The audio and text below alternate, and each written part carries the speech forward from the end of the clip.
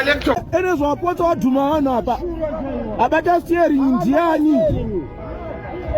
So muri Zimbabwe mamukasei nhasi ndadzoka ndakakubatirai chiri kupisa mastreets esocial media makuseni anaya ndinyaya yekombi yaita accident muHarare yadhuma mudhuri yadhuma shop yevanhu. But firstly ndakutanga ndakuratidzai news update revakomana vaibira vanhu $20 ivo vari mafake job agents vachiti tokutsvagirai basa vachipiwa $20 vachiisa pamuhomwe vachirova mapombe vakomana. Nhasi vazobatwa nevakadzi vaenda kunosungisa. So muri Zimbabwe ndaenda kubatirai full video. But firstly, if you are new on this channel, if you're watching my videos for the first time, make sure you click the red button to subscribe or comment in the comment section below, and don't forget to turn on the notification bell so that patinodzoka nemamwe news updates uchangozvionera pamhino sefoja. So adikani, don't forget to like, comment nekushare nevadikani venyu kuti muone ma news updates aya. Much love. Enjoy this video guys. Muzvitira mabasa pedu kasaka tofanira kutora kuitira mangwana mbavha ngadzisunga.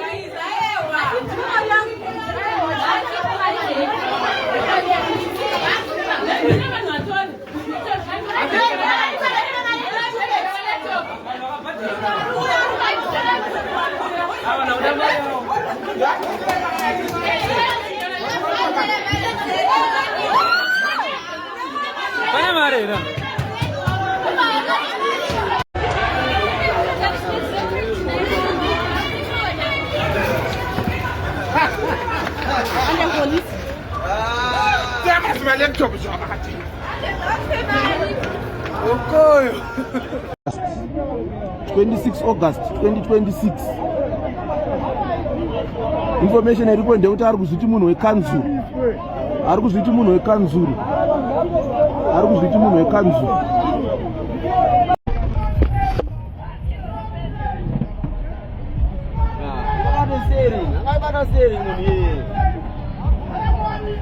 Ko anobata steering ari kuita seko.